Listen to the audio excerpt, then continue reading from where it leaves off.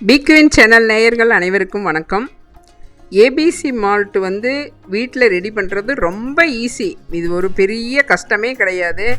இப்போ வெளியே பார்த்தீங்கன்னா ஏபிசி மால்ட்டுன்னு இது ஒரு பெரிய ஒரு மார்க்கெட்டிங் நடந்துகிட்ருக்கு. ஆனால் நம்ம வீட்லேயே ஈஸியாக செய்யலாம். இது ஒரு பெரிய ரிஸ்கே கிடையாது. நான் சொல்கிற இதே மெத்தடை ஃபாலோ பண்ணுங்கள். ஈஸியாக நம்ம குழந்தைகளுக்கு செஞ்சு கொடுக்கலாம். ஆப்பிள், பீட்ரூட்டு, கேரட்டு, சுக்கு, ஏலக்காய், பாதாம், பிஸ்தா, முந்திரி, தாமரை விதைங்கிற மக்கானா, இது அப்புறம் பனங்கல்கண்டு, இது இருந்தால் போதும். வேறு எதுவுமே வேண்டாம். ஈஸியாக நம்ம வீட்லேயே செஞ்சிடலாம் ஏபிசி மால்ட்டு. எந்த ஒரு ப்ரிசர்வேட்டிவான கலர்ஸ் எதுவுமே இல்லாமல் நம்ம ரியாலிட்டியாக செய்யலாம். சரிங்களா? நான் இப்போ ஆப்பிள், பீட்ரூட்டு, கேரட்லாம் ஒரு கிலோ எடுத்திருக்கேன். இதுக்கே கிட்டத்தட்ட நீங்கள் எல்லாம் சேர்த்து பண்ணும்போது கிட்டத்தட்ட ஒரு 1.5 கிலோ கிட்ட வரும். 1 கிலோ அவ்வளோதான் வரும் எல்லாம் சேர்த்து பண்ணும்போது.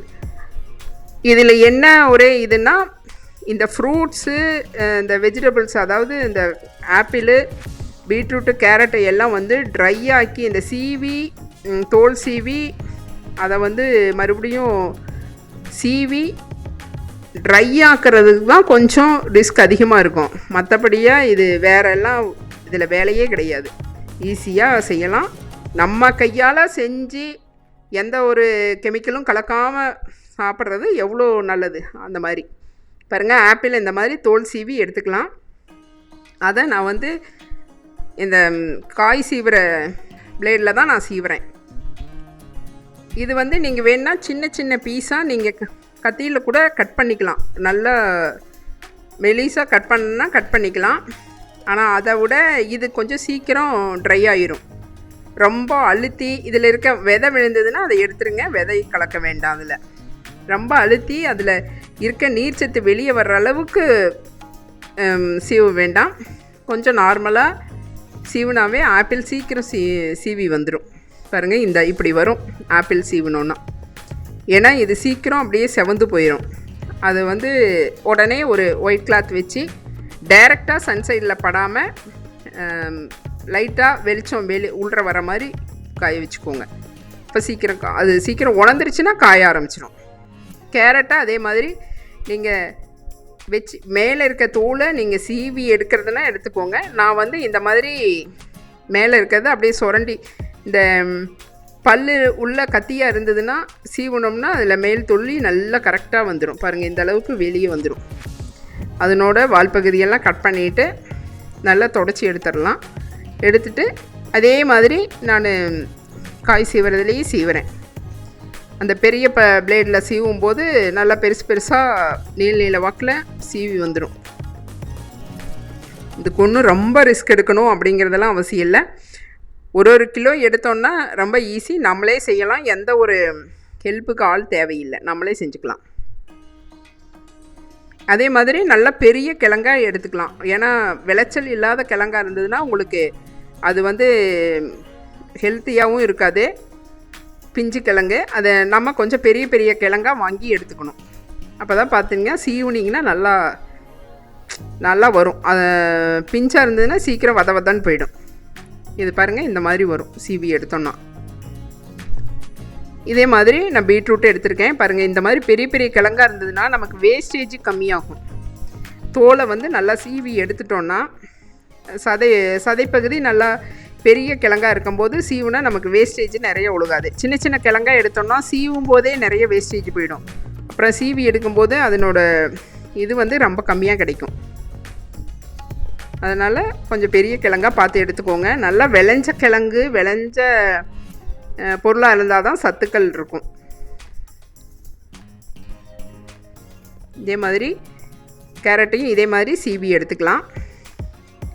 இதையும் நான் காய் சீவுறதில் ஈஸியாக, இதெல்லாம் நல்ல நீர் பிடிப்பு உள்ள வாடின கிழங்கா இருந்ததுன்னா உங்களுக்கு சீவுறதுக்கு கஷ்டமாக இருக்கும்.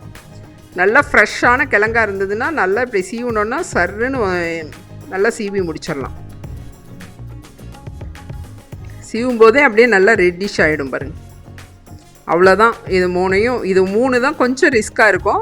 மற்றபடியே வேறெல்லாம் ஒரு வேலையே கிடையாது. இது எல்லாம் அப்படியே ஒரு ஒயிட் கிளாத்தோ ஏதாவது ஒரு கிளாத்தோ ஏதோ ஒன்று வச்சு பாருங்கள், இந்த மாதிரி காய வச்சிடலாம். டைரக்ட் சன்சைடில் போடாதீங்க. எறும்பு அந்த மாதிரி எல்லாம் எதுவும் போய் இது பண்ணாமல் சுற்றியும் ஏதாவது போட்டு விட்டு நல்லா ட்ரை ஆக்கிக்கலாம். அல்லது ஃபேனுக்கு அடியவே வச்சாலும் கொஞ்சம் லேட் ஆகும். பாருங்கள், இது 3ஐயும் நான் கலந்தது. இது 3ம் பாருங்கள் சேர்ந்து இவ்வளோ தான் கிடச்சிது. ஏன்னா நல்லா ட்ரை ஆகிடுச்சுன்னா ரொம்ப கம்மியாக தான் கிடைக்கும். இப்படி கையில் நாம் எடுத்து இப்படி அழுத்தி பார்த்தோம்னா நல்லா மரமரன்னு சருகை உடைச்சா எப்படி இதாக இருக்கும் அந்த மாதிரி இருக்கும். ரொம்ப கம்மியாக தான் கிடைக்கும் இது போட்டோம்னாலும். இப்போ மக்கானாவை போட்டு லைட்டாக வறுத்துக்கலாம். நல்லா எப்படி சொல்கிறதுனா, இது ரொம்ப கருக விடாமல் அடுப்பை வந்து லோவாகவும் மீடியமாகவும் வச்சு நல்லா கரெக்டாக வறுத்துக்கலாம். ரொம்ப தீயை விட்டுறக்கூடாது. அப்பப்போ நம்ம மீடியமாகவும் லோவும் வச்சு நல்லா வறுத்து எடுத்துக்கலாம். ஏன்னா சீக்கிரம் இது வந்து கருகிரும். அதனால் இதை வந்து நான் ஒரு மிக்ஸி ஜாரில் போட்டு அடிச்சுக்கிறேன். இது வந்து சீக்கிரம், இது வந்து ரொம்ப கஷ்டம்லாம் இல்லை, நல்லா நைஸாகவே அரைச்சிரும். இப்போ பாதாமும் பிஸ்தாவும் போட்டு வறுத்து எடுத்துக்கிறேன். சாரி, பிஸ்தாவும் முந்திரியும் போட்டு வறுத்து எடுத்துக்கிட்டேன். இப்போ பாதாம் கொஞ்சம் நிறையா சேர்த்துருக்கேன். இதையும் அதே மாதிரி லோ ஃப்ளேமில் வச்சு நல்லா வறுத்துக்கலாம்.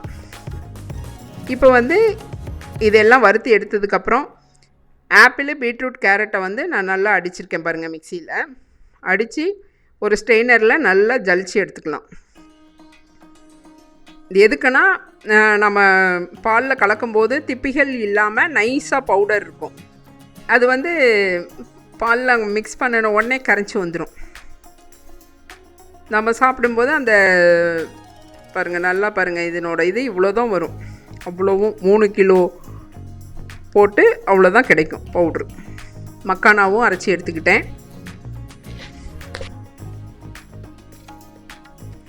இதையும் ஸ்ட்ரெயினரில் இது பண்ணிக்கலாம். இதில் வந்து பெருசாக வந்து திப்பிகள் வராது. இதே மாதிரி நட்ஸையும் இது பண்ணிக்கிறேன். நட்ஸை ரொம்ப ஓட்டக்கூடாது, அப்புறம் எண்ணெய் வெளியே பிரிஞ்சு வந்துடும். அதனால் ரொம்ப இல்லைன்னா வேறு ஏதாவது கூடையாவது சேர்த்து இது பண்ணிக்கலாம். இப்போ சுக்கு, ஏலக்காய், பனங்கல்கண்டு இதெல்லாம் சேர்த்து இதோட அரைச்சி எடுத்துக்கலாம். எடுத்து அதையும் ஜலிச்சு எடுத்துக்கலாம். பாருங்கள், இந்த மாதிரி வரும். இது நல்லா ஒரு ஃபேன் காற்றுல கொஞ்சம் நேரம் அப்படியே உணர விட்டோம்னா நல்லா நைஸாக வந்துடும். இதை வந்து பால் கூடவோ அல்லது சுடு தண்ணியிலையோ கலந்து சாப்பிட்டா அவ்வளோ நல்லது. பாருங்கள், இந்த மாதிரி எடுத்து நான் எடுத்து காமிக்கிறேன். சின்ன ஸ்பூனில் ஒரு 2 ஸ்பூன் எடுத்து இதில் நல்லா காய்ச்சி சூடான பாலை அப்படியே ஊற்றி கலந்து சாப்பிட்டோம்னா உண்மையாலுமே இது லைட் பிங்க் கலரில் வரும். உண்மையாக சொல்கிறேன், அவ்வளோ ஒரு டேஸ்ட்டாக இருந்தது. எந்த நம்ம ஒரு ட்ரிங்க்ஸோ ஹெல்த் ட்ரிங்க்ஸ் எல்லாம் சாப்பிட்றோம்ல, அதெல்லாம் இல்லாமல் நல்லா இது சூப்பராக இருந்தது. ஈஸியாக செய்யலாம் நம்ம வீட்டில். இது ஒன்றும் மெனக்கடணும் அப்படிங்கிற அவசியமே இல்லை. கொஞ்சம் ஒரு 1/2 hour முன்னே இது எக்ஸ்ட்ரா செலவாகும், அவ்வளோதான். இந்த ஃப்ரூட்ஸு இதெல்லாம் காய வைக்கிறதுக்கு மட்டும், சீவி காய வைக்க. மற்றபடியே இதில் ஒன்றும் ரிஸ்க்கான வேலையே இல்லை, ஈஸியாக செய்யலாம். இதே மெத்தடை நீங்கள் ஃபாலோ பண்ணி நீங்களே வீட்டில் ஆர்கானிக் முறையில் நீங்களே செஞ்சு குழந்தைகளுக்கு, பெரியவங்களுக்கு கொடுங்க, அசத்துங்க. நம்ம வெளியே அதிக மணி கொடுத்து வாங்க வேண்டிய அவசியமே இல்லை. பிக்யூன் சேனலை லைக் பண்ணுங்கள், சப்ஸ்கிரைப் பண்ணுங்கள், கமெண்ட் பண்ணுங்கள். இன்னும் அடுத்த வீடியோவில்